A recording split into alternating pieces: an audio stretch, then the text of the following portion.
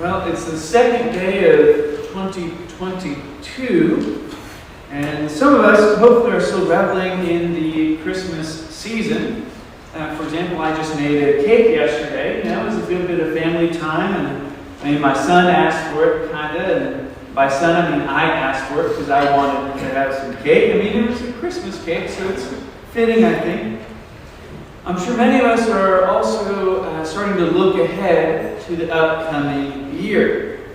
Perhaps we have some new personal goals, maybe reading a couple of new books, That's on my list. I'm starting with, Henry's new picture books he just got a week ago, but hoping to build some good, strong habits, Maybe there's something some more artistic or creative, or woodworking, or paper mache. I don't know what the kids are doing, but perhaps there's all sorts of different goals that all of us can set out to do. I have to admit, I'm extremely terrible at New Year's resolutions. Every year I try to set out with 2 or 3 small things, and then 3 weeks later I forget about them until the following New Year's Day. Shucks. Again, and the cycle continues, And what's interesting, just thinking about the readings this morning, that kind of is what happens in the Old Testament over and over. You think about just for a minute what the Israelites keep trying to do and follow God's command, and then they stumble and forget and get distracted, and then one of the prophets tries to wrangle them back in. And that's exactly what our reading from Jeremiah alludes to. The book of Jeremiah is extremely long. It's one of the wordiest in the whole Bible, but the first 30 chapters or so, Jeremiah is trying to demonstrate this pattern to the people of Israel, trying to help them see the pattern where they ignore and choose to ignore God's command of love. They fail to love God in the same way that He loves them, and then that results in ruin and exile again and again. The reading this morning, chapter 31, is about a little more than halfway through the book, and here it marks a specific turn where Jeremiah describes very beautifully and eloquently the promise of this future restoration. He's specifically talking to, all manner of people have been sort of disbanded, and all the different tribes are everywhere, and everyone's, sort of struggling. And he says, quite simply, He who scattered Israel will gather him and will keep him as a shepherd of flock. That should sound familiar. That should sound like an easy allusion to what just happened about 8 days ago or so, when Jesus himself was born, and he himself is known as the Great Shepherd. But it continues. There's all this great allusion to what this future life will be like. And their life shall become like a watered garden. The young women rejoice in the dance. Young and old men shall be merry. I will turn their mourning into joy. I will comfort them and give them gladness for sorrow.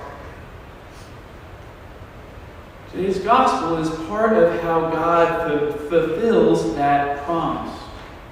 There's a lot of intricate and beautiful ways and great Old Testament allusions scattered throughout.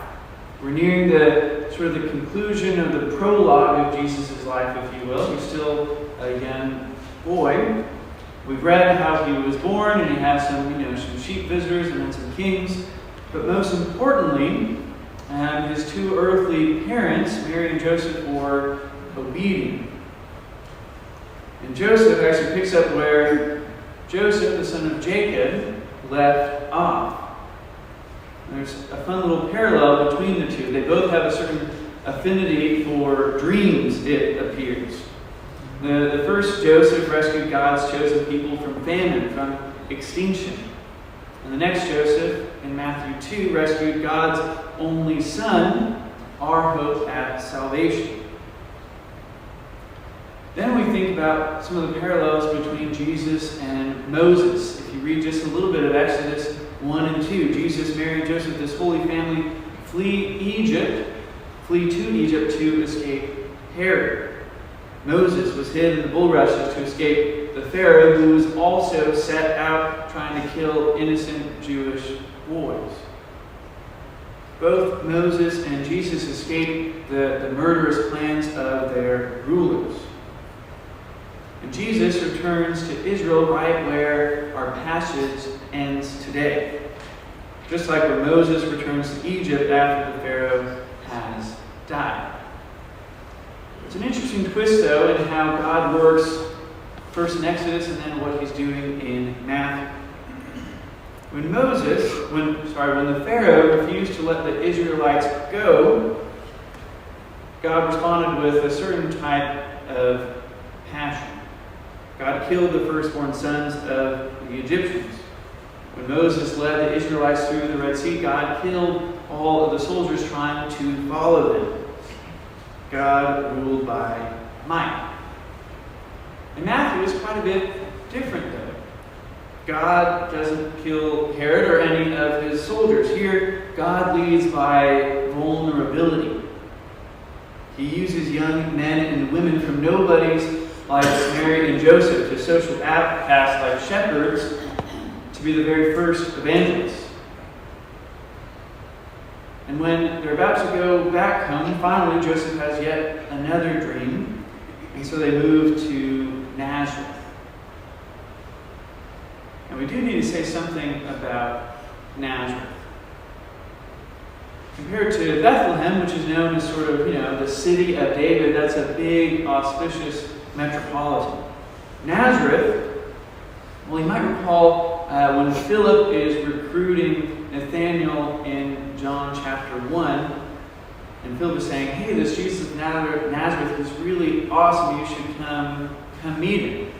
And Philip responds by saying, can anything good come out of Nazareth? Jesus might as well introduce himself as Jesus of nowhere, like it means that little. But it fulfills much of the prophecies foretold in the Old Testament. It speaks again to how God works in our world then and now. The flight to Egypt draws our attention to the power of listening and then responding in obedience to God.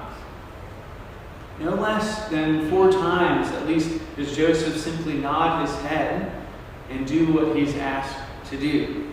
Just in this, 8 verses or so, he does it 3 times. He does what is required. And he doesn't even say a word.